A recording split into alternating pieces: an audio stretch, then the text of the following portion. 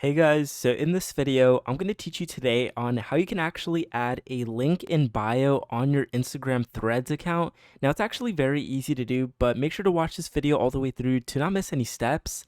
And you can see here, I'm currently on Instagram Threads, and I should look a little something like this once you're signed up with Instagram Threads. You're going to want to head over to the bottom right hand corner and then click your profile page.